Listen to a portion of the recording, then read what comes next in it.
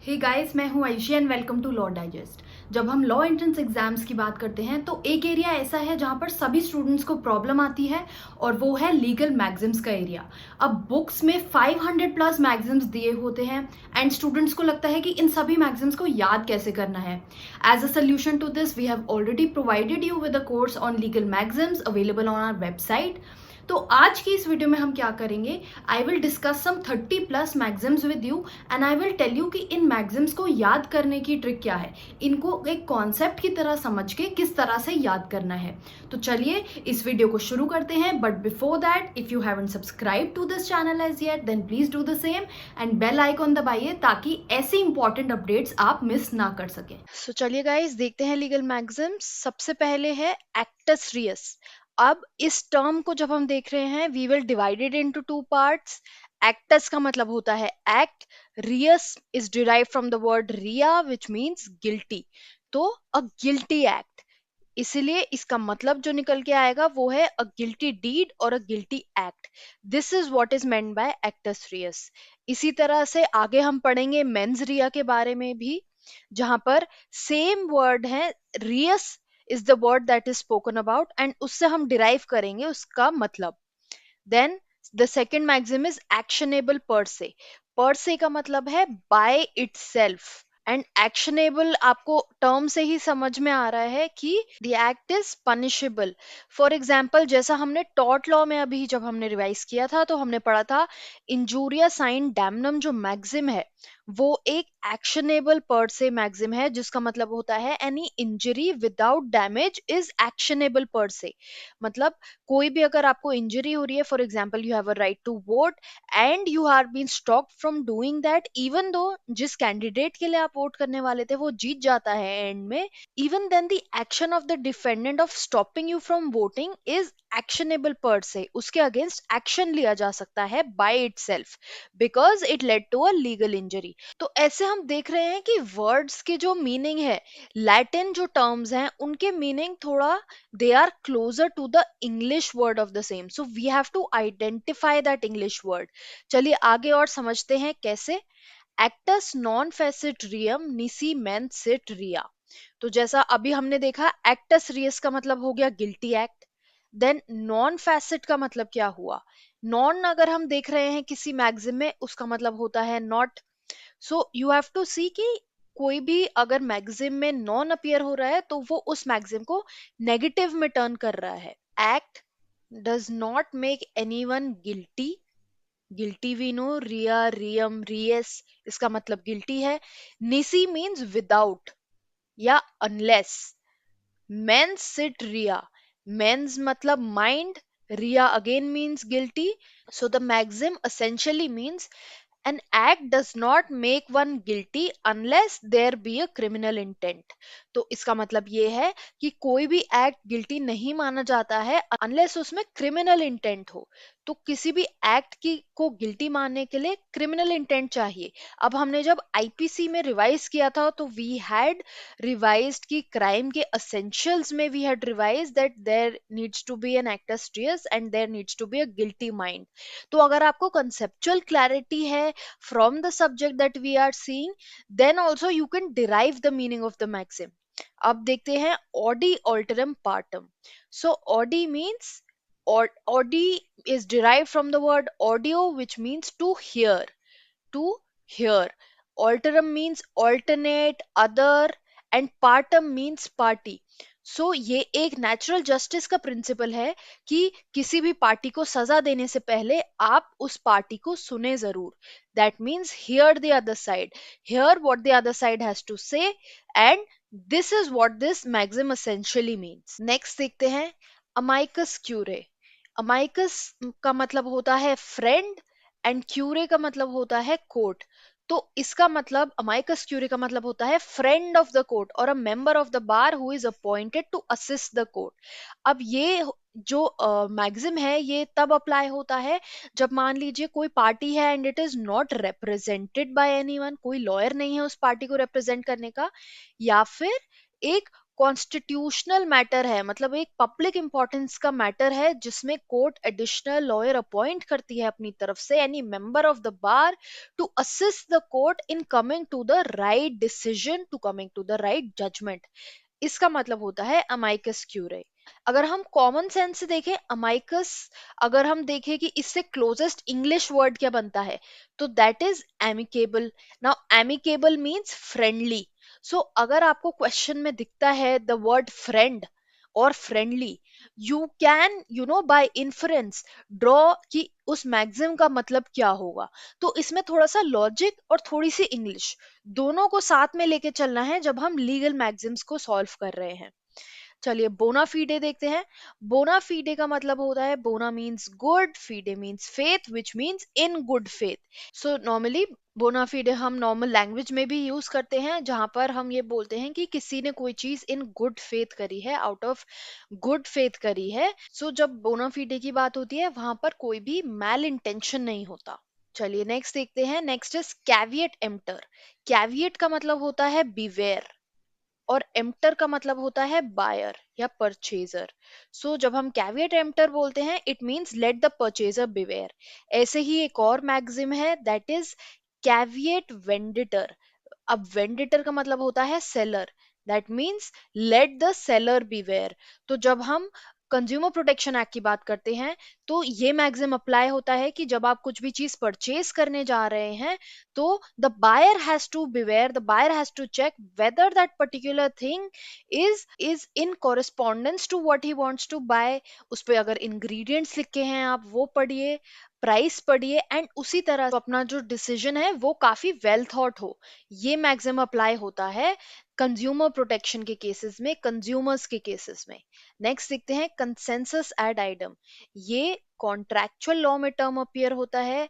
Consensus add item का मतलब अगर हम टर्म को देखें, कंसेंसस मतलब everybody is agreeing, so agreeing to the same thing in the same sense, so it is basically meeting of minds। So अगर दो पार्टीज कॉन्ट्रैक्ट में एंटर कर रही हैं to to buy 100 litres of oil, then they are agreeing to the same thing कि वो oil को bye, oil का जो परचेज है, जो सेलिंग है वो हो रही है in the question, in the contract. So that is agreeing to the same thing. Next चलते हैं डोली इनकेपैक्स। डोली का मतलब होता है डिसीट एंड इनकैपेक्स जैसे हम देख सकते हैं from the term itself it means incapable. इसका मतलब incapable of deceit. So any minor is incapable of deceit, he is incapable of crime। ये डोली इनकेपैक्स का मतलब होता है। ये हमारे आईपीसी में भी एक सेक्शन में दिया हुआ है कि any person who is a minor is not capable of crime. ये कौन से सेक्शन में है हम आईपीसी में ऑलरेडी डिस्कस कर चुके हैं अपनी रिवीजन वीडियोस में। Do let me know in the comment section below. Next देखते हैं एस्टॉपल। एस्टॉपल एक बहुत इंपॉर्टेंट रूल है जब हम लॉ की बात करते हैं। तो अगर आप इस टर्म को देखें तो आपको यहाँ पर रूट वर्ड बीच में दिख रहा है stop. It means stopping someone from denying what they have already admitted. तो इसका मतलब होता है रूल ऑफ एस्टॉपल। जब हमने कॉन्ट्रैक्चुअल लॉ की सीरीज में रिविजन किया था we had discussed this term कि स्टॉपल होता क्या है, और माइनर के अगेंस्ट स्टॉपल अप्लाई नहीं होता है। माइनर को ये एक्सेप्शन मिलता है that even if he at the time of contract he makes people believe that he is a major, even then the rule of estoppel will not apply against the minor as it may apply against any major। next देखते हैं ex parte। ex parte means, ex means without, parte means party, therefore proceeding brought by one person in absence of another। so कभी कभी क्या होता है कि कोई proceeding है, आप कोई केस लड़ने गए हैं and you are proceeding ex parte, the other party has not appeared, या फिर कोर्ट की जो जजमेंट आ रही है वो एक्स पार्टे आ रही है, दूसरी पार्टी प्रेजेंट नहीं है। Even then in certain circumstances court can pronounce the judgement ex parte. For example if कोई डिफेंडेंट है एंड बार बार कोर्ट के समन्स जा रहे हैं and the person is not appearing, the court can say in its order कि if you do not appear in the next hearing we will pronounce the decision ex parte। इसका मतलब होता है without party. Then next is force majeure. ये आजकल हम corona virus की जब बात कर रहे हैं, this is very prevalent. It means greater force. अगर आप टर्म से देखें तो फोर्स हम सबको पता है, force can also refer to god, and majeure means greater.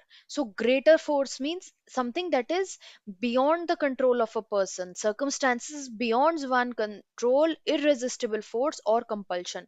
So an act of god is force majeure.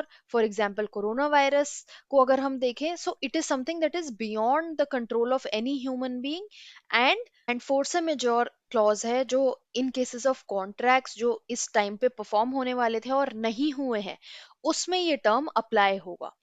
Next देखते हैं ipso facto. Ipso facto means by the very fact.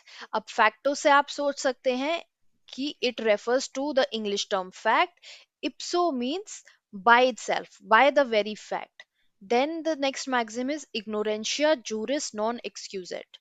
तो अगर हम इसको देखें तो ignorance is what we can derive from the English word.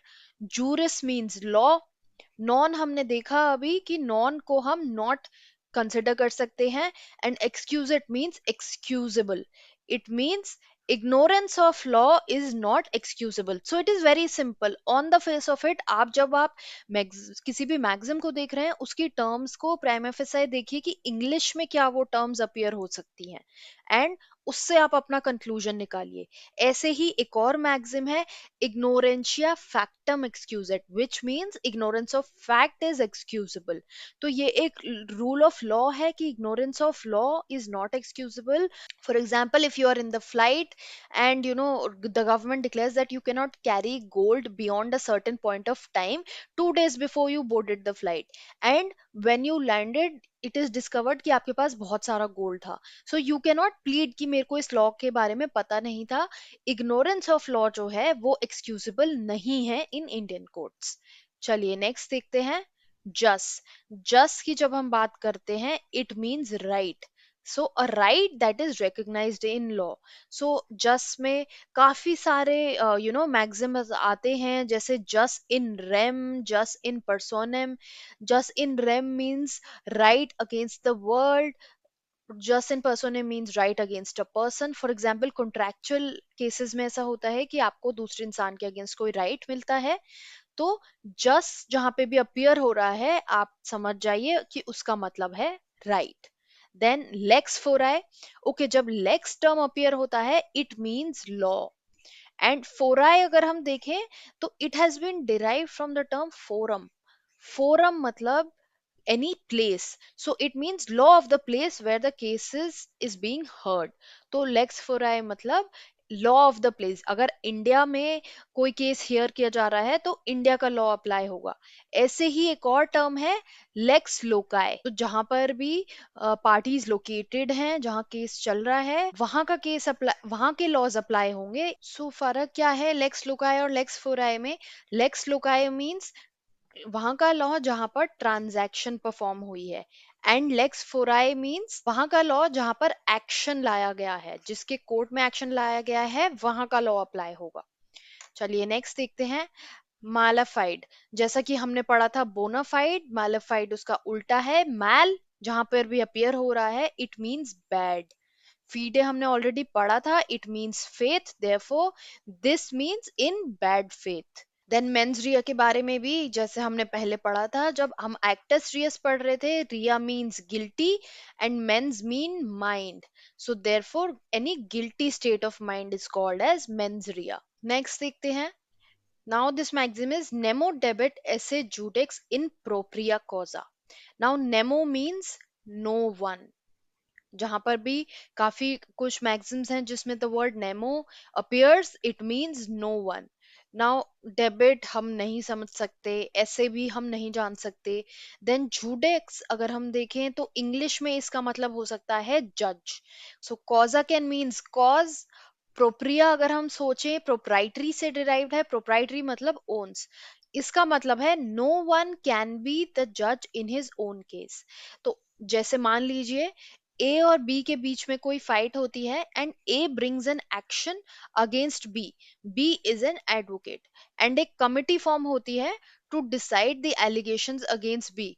अब उस कमिटी का जो चेयरमैन है, he is also an advocate and he someone जो ए के लिए पहले केस लड़ चुका है। तो यहाँ पर एक बायस आ गया है from the view of the chairman. So this maxim is against bias. This is a rule against bias which says that any person who is judging his own case, it cannot be allowed. So यहाँ पर इस जो chairman है उसका एक bias है, inherent bias, can be personal bias, financial bias, and therefore he cannot be allowed to judge this case. नेक्स्ट चलते हैं obiter dictum. Dictum means to say. French word है, रूट वर्ड है डीट, फ्रेंच में dit मतलब to say. It means things said by the way. It is generally used in law to refer to opinion और a necessary remark made by the जज and it can not act as a president. President क्या होता है हम आगे पढ़ेंगे। ओबिटर dictum क्या होता है, जब एक जजमेंट आ रही है तो उसमें फैक्ट्स आते हैं, पार्टीज की कंटेंशंस क्या है वो आती हैं, इश्यूज आते हैं, जजेस अपना डिसीजन देते हैं, रैशनल देते हैं उस डिसीजन के पीछे, and there is something also called as obiter dictum. जो जज अपनी तरफ से कुछ ओपिनियन, अपना कुछ ओपिनियन एक्सप्रेस कर रहे हैं on the facts of the case, that is called obiter dictum. Next let's see prima facie. जैसे यहाँ पर एक मिरर बना है, you have to remember something. Prima facie means through the mirror. आप इस तरह से मैक्सिम्स को किसी पिक्चर से भी रिलेट कर सकते हैं अपनी प्रैक्टिस के लिए। So prima facie means on the face of it. अगर आप कोई चीज मिरर में देखेंगे तो आपको वो उसी तरह से अपीयर होगी जैसी कि वो है एक्चुअल में। That is what is meant by prima facie. Then next maxim is qui facit per alium facit per se. की मीन्स हु, पर से जैसा हमने देखा था इट मेंट बाय इटसेल्फ, जैसा हमने पहले एक्शनेबल पर से में देखा था। So this essentially means he who acts through another acts himself. So any person who is acting through another is acting himself। ये जो मैक्सिम है ये अप्लाई होता है वाइकेरियस लाइबिलिटी के केस में। जब हमने टॉट रिवाइज किया था अपनी सीरीज में, we had already discuss this maxim कि वाइकेरियस लाइबिलिटी में क्या होता है कि अगर मास्टर और सर्वेंट का रिलेशनशिप है या प्रिंसिपल और एजेंट का रिलेशनशिप है, तो अगर मास्टर अपने सर्वेंट के थ्रू कोई काम करा रहा है then it will be considered that master खुद वो काम कर रहा है। That is what is meant by this maxim. Next let's move on ratio decidendi. अब जैसा कि मैंने अभी थोड़ी देर पहले ओबिटर डिक्टम के बारे में बताया था, there I said that the जज also gives the rationale for his judgement. So ratio decidendi essentially means rationale for the decision, rationale behind the judgment. So principle or reason underlying a court judgment is what is called ratio decidendi. Then responded superior की अगर हम बात करें, superior का मतलब हो गया master यानी your superior, and responded मतलब answer, respond। So this essentially means let the master answer. This is also a principle of vicarious liability, and vicarious liability इसी पे based है कि let the master answer for the acts of the servant. Let's see the next maxim, res judicata. It means a thing adjudged is accepted for truth. Res means matter, judicata means judged. Judicator, judicature, judicata, ये सारी terms जहां पर appear हो रही हैं तो you can decide कि judgement की बात हो रही है, जजिंग की बात हो रही है। So res judicata mean something that is already decided. So मान लीजिए आपकी कोई कंप्लेंट है, तो वो आप एक बार अगर आपने फाइल कर दी एंड वो डिसाइड हो गई, then you can not do forum shopping. आप इधर से उधर सेम बात पे लड़ाई नहीं कर सकते। It means res judicata, the matter is already decided by the court. Next is stare decisis. Stare decisis means to stand by the decisions. It means precedents. So court के जो हम जा so precedents, as we spoke earlier, precedent means something that has been already decided, a case that has been decided and it is followed throughout, something that sets a precedent। तो हम ये जानते हैं कि सुप्रीम कोर्ट का अगर कोई judgement आता है वो एक अथॉरिटेटिव जजमेंट माना जाता है and it is considered to be a precedent for any future cases that might come on the same issue. Next देखते हैं status quo. It is very basic. It means state of things as they are now. It means same things are there as they are of now. कभी कभी जब cases file होते हैं तो court order कर देता है कि जितने हमारा जजमेंट आ रहा है उतने the status quo being maintained. So that means जैसी स्टेट ऑफ थिंग्स अभी हैं, let them be the same for now till we come at the judgment. Then suo moto means on its own motion. Moto means motion, suo means own. Own motion. जैसे हम सुनते हैं कि the court took suo moto cognizance in the case. तो कोई cases ऐसे होते हैं जो नेशनल इंपॉर्टेंस के होते हैं और कोर्ट खुद ही कॉग्निजेंस ले लेता है ऐसे केसेस में. तो वहां पर हम ये टर्म यूज करते हैं suo moto, by its own. Next देखते हैं अल्ट्रा वायरस. अल्ट्रा जैसा हम जानते हैं, अल्ट्रा मीन्स बहुत सारा. जैसे हम बोलते हैं ultra cool, that means somebody is very cool. So ultra means बहुत सारा and virus means powers. It means outside the powers. Ultra virus means beyond the powers, outside the powers. Now next, ubi jus ibi remedium. So jus अभी हमने थोड़ी देर पहले देखा था कि jus means right and remedium अगर हम देखें तो it means remedy. So अगर हम options में भी देखेंगे and one of the options says where there is a right there is a remedy, we will tick mark this part because these two words are appearing here and it does make sense.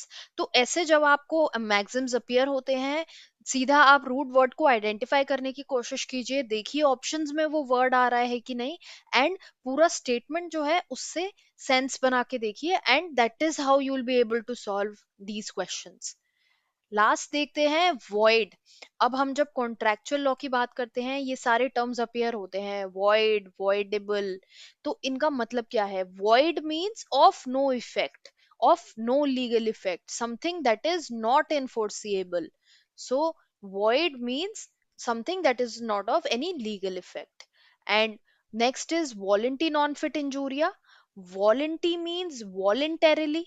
You can judge on your own कि voluntarily might be the root word for this. और non हम already देख चुके हैं, we will consider it to be not. injuria we can say can be an injury. तो अगर हम इसका मतलब देखें यहाँ पर क्या लिखा है, an injury is not done to a person consenting to it. सो इसका मतलब है कि अगर कोई इंसान खुद ही कंसेंट दे रहा है किसी इंजरी के लिए, so it can not be said that the other person cause that injury because the person himself is consenting. For example, अगर आप कार रेस देखने जा रहे हैं and suddenly some car overturns and falls और over you, then that is a case of voluntary non fit injury. You had yourself agreed कि आप ऐसा डेंजरस कोई स्पोर्ट देखने जाएंगे और आप फेंस पे खड़े होंगे तो ऐसा होगा ही. इस मैगजिम के बारे में हमने टॉर्ट में ऑलरेडी पढ़ा है. This is considered to be a defence to tort law. So इसी के साथ ये वीडियो खत्म होता है. In case you have any doubts, queries, comments, you can mention the same. And अगर आप और मैगजिम्स पढ़ना चाहते हैं, रेलिवेंट मैगजिम्स पढ़ना चाहते हैं, then you can subscribe to our course available on our website.